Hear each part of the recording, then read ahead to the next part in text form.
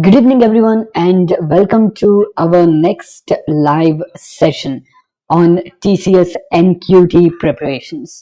So, as you all know, we at Quant Masters are taking up live sessions on YouTube for you so that we are able to be well prepared for the interview questions, that is, particularly the technical round in our current session that you can expect in TCS NQT. So if you are watching this as the first video, we highly suggest you to watch the previous videos as well, where we have covered aptitude as well as the basics of what sort of question you can expect in NQT.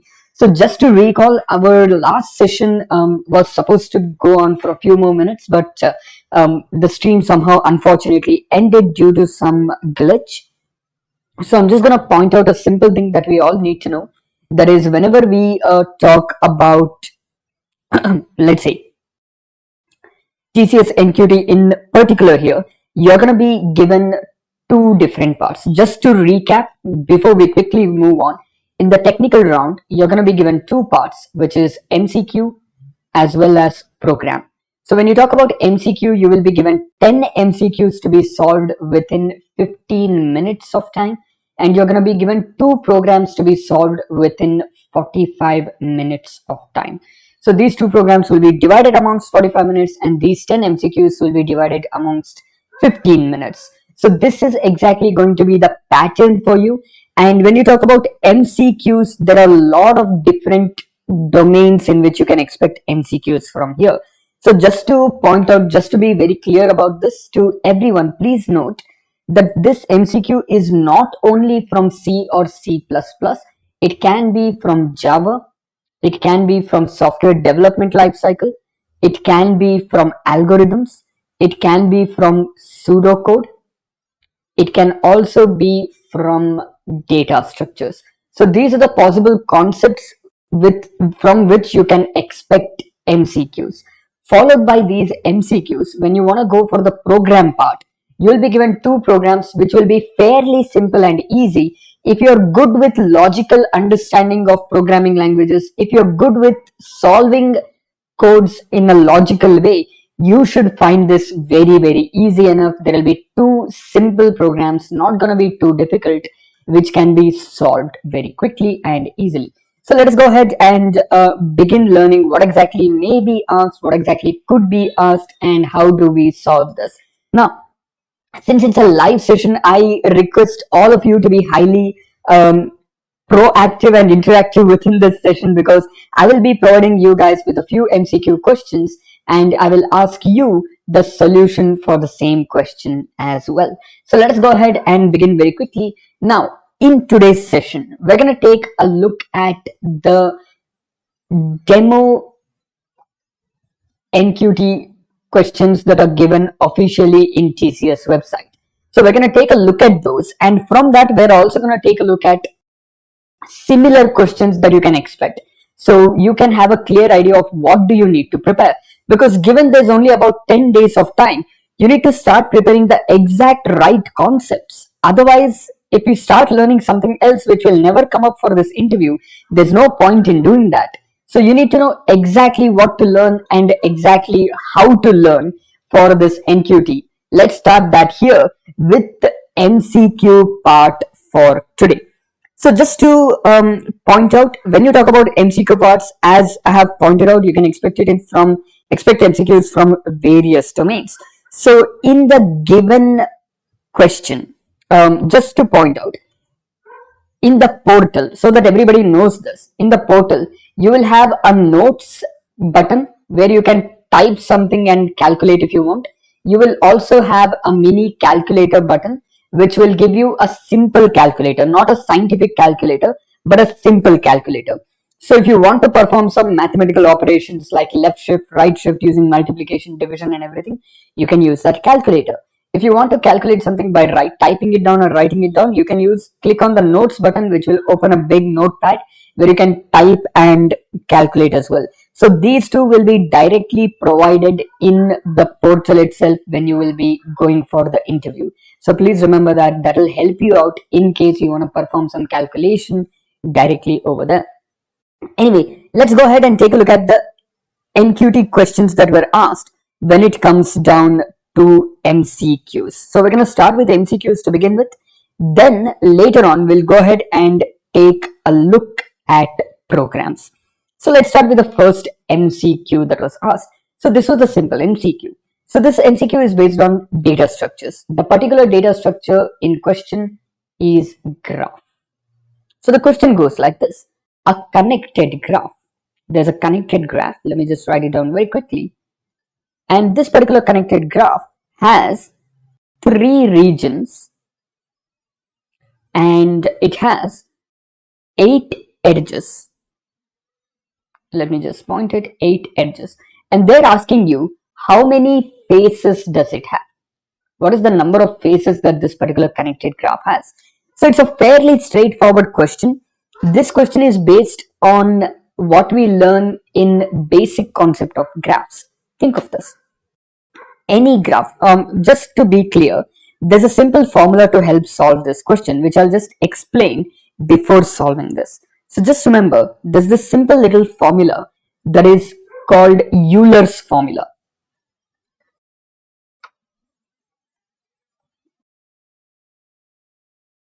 So this particular formula performs the following operation, where we write something like V minus E plus F is equal to 2.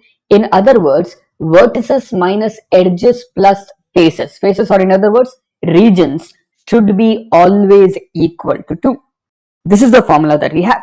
So F is the number of faces or regions, E is the number of edges, V is the number of vertices. So if we apply this here, they're asking us how many, one small mistake guys, one minor mistake. The question is how many vertices do we have, not faces. How many vertices do we have? So there it is. So with this particular question, the logic is pretty simple. How many vertices do we have, not faces? So please note that one small change. So we have already this we don't know the vertices, minus E, we know the number of edges is 8, plus we know the number of faces or regions, or 3 is equal to 2. So V minus 8 plus 3 is supposed to be 2. Let's calculate it. V minus 8 plus 3 just becomes, let's take this minus 8 plus 3, it just becomes minus 5. So I can say V minus 5 equals 2, which means that I can take minus 5 to the other side and write V equals 5 plus 2, indicating that there are exactly 7 vertices here.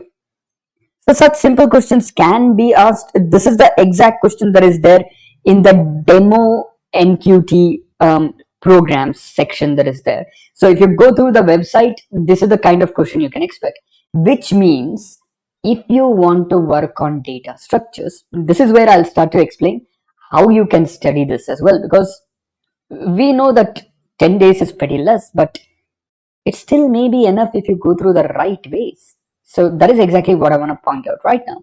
So this formula we remember because we have gone through this in a book of data structure. At Yash's question, okay, I'll repeat this. Simple logic. Take a scenario. Take any scenario. V minus E plus F will be always 2. This is the Euler's formula that we have. All right. So the idea is pretty simple. According to Euler's formula, in any particular, let's say, in any particular graph, in any particular connected graph, like where, let's say there's a connected graph like this, in any particular connected graph, whatever it is, the number of vertices minus the number of edges plus the number of faces will always be equal to 2. Take any example, take any simple graph to try it out. This formula will always be true in that case. So I'll give you one simple example. Take a cube, just so that one of you have asked me to just point this out. So take a cube, for instance. A cube has 6 faces. A cube has 12 edges in total. So 1, 2, 3, 4, 5, 6, 7, 8. Okay, sorry. Cube has 8 vertices. 8 vertices. Sorry, 8 vertices and 12 edges in the end. Right. So when you calculate this, you obviously will get the same output. So that's the whole idea. So in short, just remember, this formula works all the time. Euler's formula is always to depending on how this works. So I hope that idea is very simple. You can try with a simple square as well, depending on how many edges you have, how many vertices you have, and how many faces you have as well. You'll get the same scenario, always the same logic. So that's the whole idea. So this will be the formula to solve this. So I hope that sounds simple and easy. Now, back to our scenario. This is a question that is asked from the concept of data structures. So what they are stating is that you can expect questions like this, particularly in data structures. You may not get the same question in your TCS NQT exam. The question you may get may be slightly different or very different. You may get a data structure question like, for example, what is the worst or what is the best time complexity of bubble sort? You may get a question like this also. You never know. But the more you work on data structures, the more MCQs, the more concepts you learn on data structures, the better it is.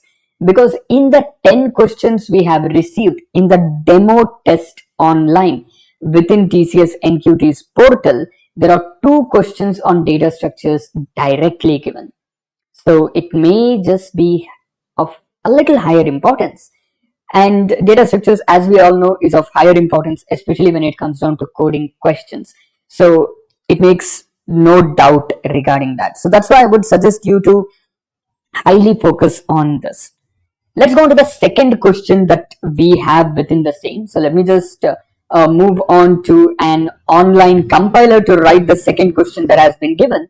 The second question looks something like this. You have int array of 5 equals something like 10, 20 and 30. Simple logic. And they are asking you one simple scenario. What does this mean? They're going to give you 4 options. Option A, it means compiler error. Option B, it means first 2 values will be garbage value. Option C, let's say last 2 values will be garbage value. Option D is, let's say, last 2 values will be 0. If you take a look at this, the first time you may observe this question, you may just observe and understand like, hey, something is wrong here. Something seems wrong in this code, because we generally may not have seen such a code, right? We may not have seen such a code. In such a scenario, when you observe this, int array of 5 is 10, 20, 30. The array size is 5, but we are storing only 3 elements. When you store lesser number of elements than the size of the array, here's what exactly happens. Simple scenario. If you have an array of 5 and you're supposed to have 5 elements in total, let's take index 0, 1, 2, 3 and 4. Out of these 5 elements, we are literally storing only 3 elements. So there's no compiler error to begin with. It runs, it executes. The scenario here is first 3 elements are stored. Remaining elements will be 0 by default. The logic in C language is whenever you create an array, even if you initialize only one element, all the remaining elements will be 0 by default. That's the whole idea of it. That's the whole idea of C language with arrays. So just to point out and solve this question, you can try this. You can print something like, just to show you how exactly this works. Let's say for int I equals 0, I less than equal to 4, that is from index 0 to 4, I plus plus. Let's just print here %d/t, comma array of I. So first 3 values you're gonna get as they are. That is, okay, let me hold on 1 second. Let's see if I went wrong somewhere. Okay, that should work. So you get to see here 10, 20, 30 are the first 3 values, the rest 2 are 0. So just to point out, even if you give one value, even if you store one value, the remaining values will be 0. So this is how the logic in C generally works when it comes down to arrays. And since we never observe these kind of questions in textbooks, we never see these sort of questions whatsoever. Since we don't, we basically struggle to understand them, and we end up thinking like all the interview questions, all the MCQs in interviews, will have the result or answer as garbage value. So please don't ever think like that. Please don't ever assume that the result will be garbage value always. So the result purely depends on this. So just remember that. So this is the second question that was particularly asked. So now that we understood this, remember this second question is based on programming constructs and implementation in C. If you remember in the last session, I had pointed out that you will have pseudocode and programming constructs. You will have C implementation, you will have C++, you will have Java, you will have data structures, you will have algorithms, and you will have software development lifecycle as well. Now, the biggest things to focus on this, because this is where our session unfortunately ended yesterday. So I just want to make sure that it is very clear to everyone. The most important thing we need to focus here is C. If you focus well on C, you can easily answer programming constructs and pseudocode as well. And if you focus well on C, C++ will be partly easy. If you focus on C++, Java will be very, very easy. So programming languages you can completely continue learning together, then go for data structures and algorithms. So I expect questions on pseudocode, programming constructs, C, C++, and Java to cover about 6 out of 10 questions, whereas data structure, algorithm, and software development lifecycle could cover the remaining 4 out of 10. It could also be 5 here and 5 here, but this is what I personally would assume given how they have given their own NQT, that is demo test. So let's take a look at the next question. Now that we understood where to focus on, what to work on here, we've solved 2 questions. Let's go on and solve a few more questions. Let's try to solve all 10 questions if possible within the time and see if we are able to work through it. So simultaneously, if you have any queries in what we are solving, if you find something difficult, if you have any additional questions, you can feel free to ask. At Pradyumna's statement, again, it purely depends. If you have cracked their top cutoff range, so it purely depends on that. So always the best thing to see online over any social media as well, to see if anybody else has gotten their result and they've just posted it on any social media like Twitter and so on. So all of these generally help, because you alone cannot figure out whether they would respond or they haven't responded or so on. So that is one little trick that I can just give you right away. Anyway, let's move ahead to the next question that was given. So the next question goes like this. Given that you are performing, again, this question is again based on algorithms. Given that you are performing bubble sort, let's say given that you're performing bubble sort, the question is simple. They will give you 5 elements: 25, 17, 31, 13, and 2. These are the 5 elements that are given, and the question is simple. How many passes do you need to iterate this? That's all. Simple logic. How many passes do you need? What is the number of passes or iterations that you need to make sure that this is sorted? So please read the question very carefully. They are specifying that it should be sorted in ascending order itself. So don't try to sort it in the other order, descending or so on. So they're asking you that this should be sorted in ascending order, and how many passes would you require for this? So any guesses? What do you all think? Give it a try. I'll give you the solution in just 30 seconds. Let's see how many of you can think of solving this. How many of you can try to figure out?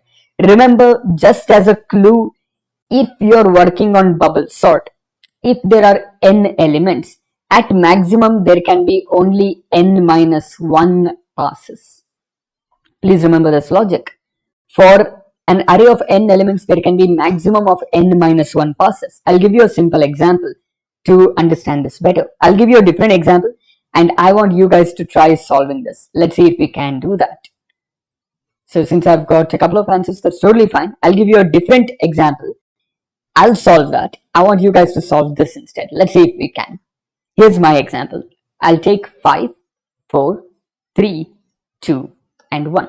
So the idea of bubble sort, for those who may not remember the algorithm well, the idea of bubble sort is very simple. It is called bubble doesn't mean that the smallest element will bubble to the top of the array. That's not what it means. Bubble sort is literally also called as sinking sort.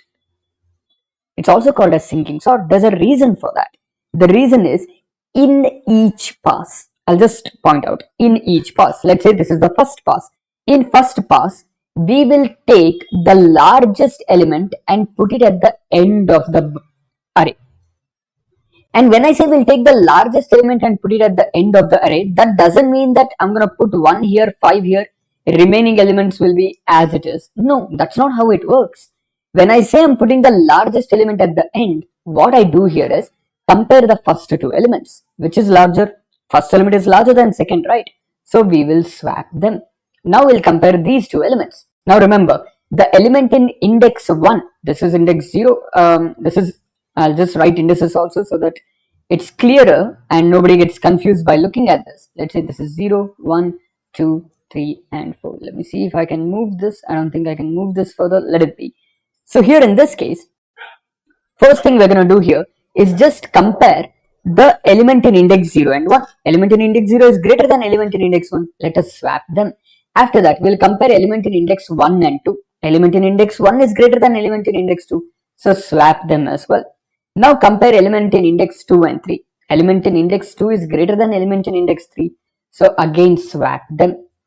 Now compare this and the next element, index 3 and 4. Element in index 3 is greater than element in index 4. So swap them. So you got 1 and 5. So this is the first pass done. So in the first pass you got this where the largest element is already in the last position. Since the largest element is already in the last position, can I say this is already in its sorted position? Think about it. Largest element is already in last position. I can say it's already in sorted position. Exactly. That's what we're going to say. So I'll just differentiate here by drawing a yellow colored line indicating that whatever is to the right of the yellow line is sorted array. Since largest element must be at the last index, last element is sorted. So in the next pass, in the second pass, what we do is take the same example, whatever we did in the first pass, we assume that 5 is already sorted. We will not consider that. We will consider only the remaining array. In the remaining array, we're going to do the same step. Is 4 greater than 3? So swap it. Is 4 greater than 2? So swap it. Is 4 greater than 1? So swap it. Done. Now you can say last two elements are in its right position. Last two, that is in each pass, the largest element is sinking to its right position. That's exactly what happened. So even after second pass, it's not sorted. Let's try third pass here. For third pass, I should not consider 4 and 5 because they're already in its sorted position. Let's consider only first 3. In third pass, I'll consider 3 elements. Is 3 greater than 2? Yes. Let's swap. Is 3 greater than next element? Yes. So let us swap again as well. So now last 3 elements are in its right position. So 3 swaps are done. Let's go for the next scenario. The next scenario, we have to do the fourth pass. The fourth pass is where first 2 elements only considered, the rest are already in its sorted positions. So we'll compare which is greater, 2 or 1. 2 is greater. Since first element is greater than the second element, we will swap. If this was 1 and 2, we will not swap. We will not perform swap at all. We will leave it as it is. Because it's already in its sorted place, we will not swap them. So here we'll swap them 1 and 2. Since we only needed to swap 2 elements, since the rest are already in its sorted position, you can say now the entire array is sorted in 4 passes. So this is the worst case scenario. You may need up to 4 passes here. I'll give you one more example so that you can answer that particular question. Now, if my array is, let's say, 1, 2, 3, 4, 5, how many passes would I need to sort this? If my array is 1, 2, 3, 4, 5, how many passes do I need? Start with pass 1. What should I do in pass 1? How many passes do I need? Can you guys think and let me know? Think carefully.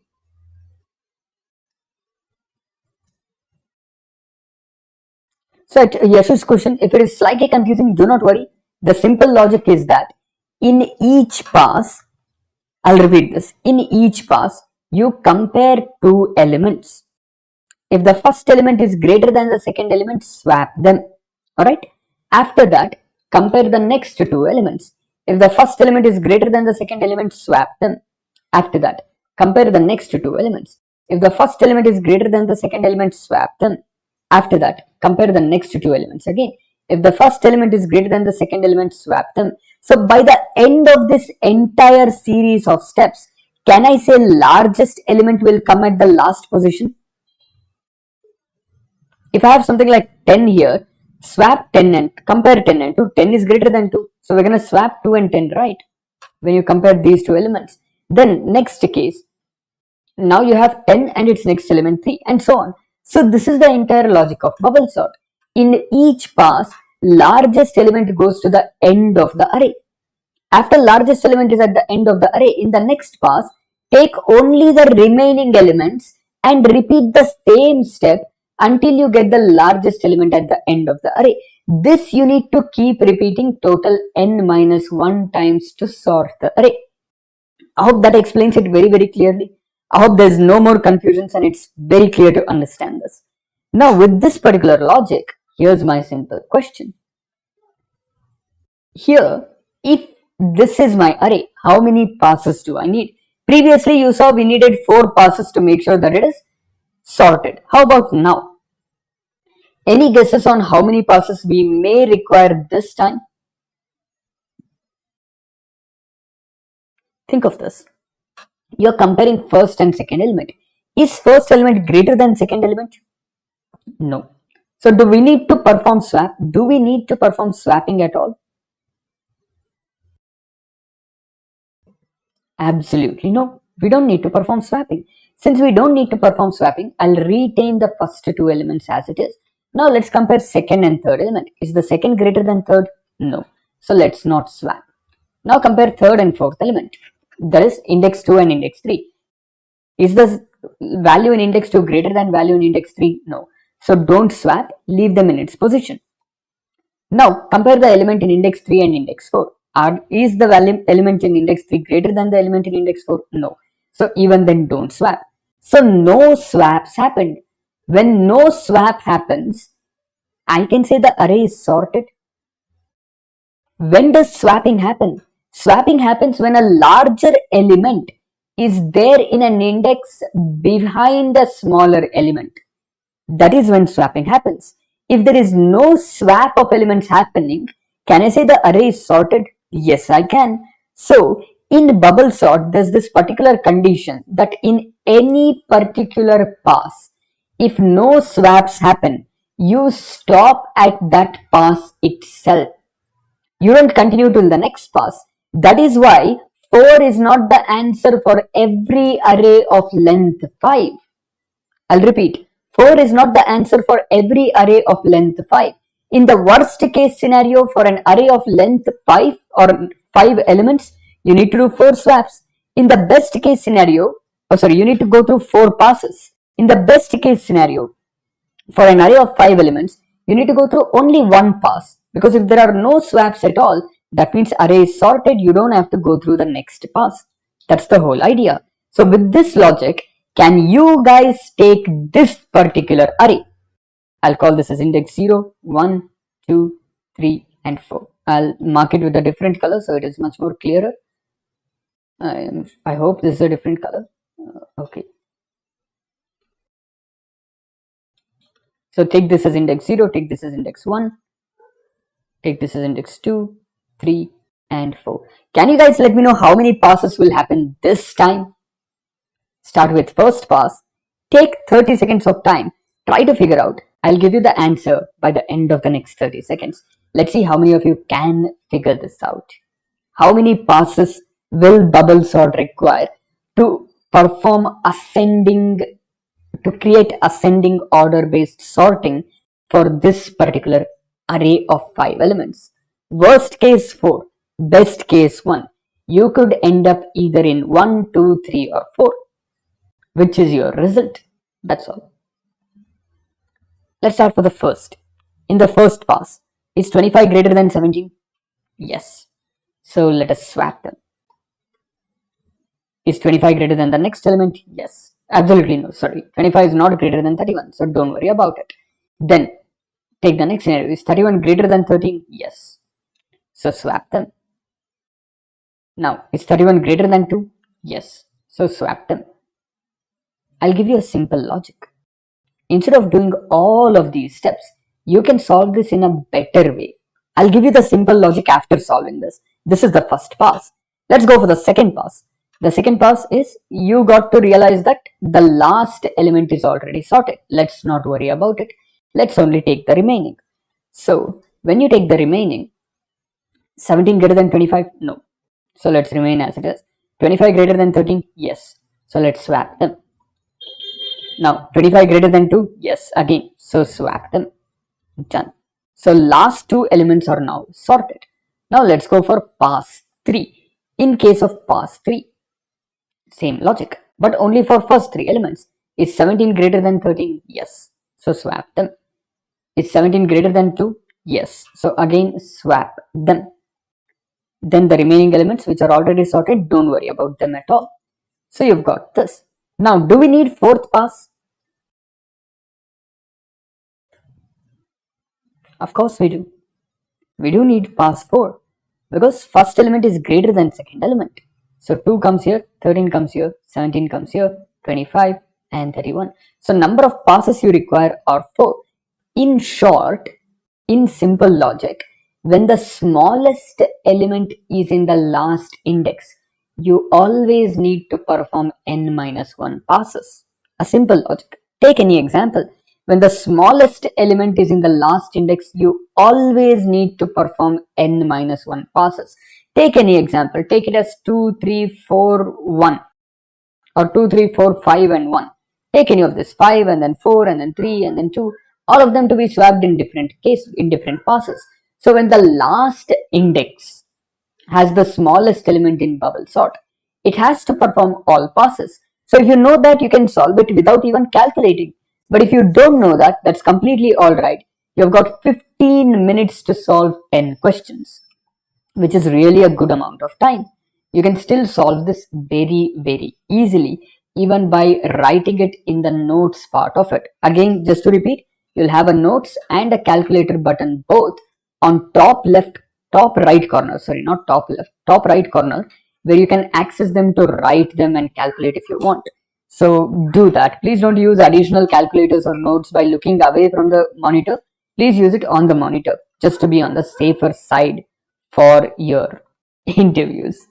Right. So let's go ahead and take the next question that was asked ahead. So we've solved a few questions. Let's go ahead and take the next question. So the next question we have been asked is this. A very simple scenario, a very simple case. That is, whenever you want to find progress. This question is asked from software development life cycle. So the question is pretty simple. Whenever you want to measure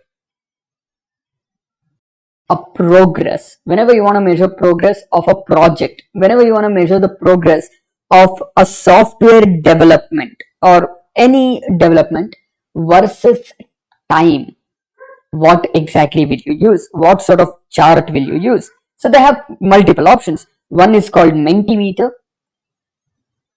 one is called Polygraph, one is called Gantt chart, and the last one is called bar chart. Now, Polygraph is completely out of the loop already, because you know, as you have seen in many movies like Mission Impossible and everything, polygraph tests are for the purpose of that is lie detection.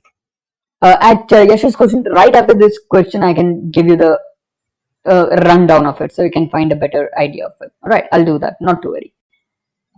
Mentimeter also doesn't go for that. Bar chart can be used for literally anything. The solution for this is Gantt chart.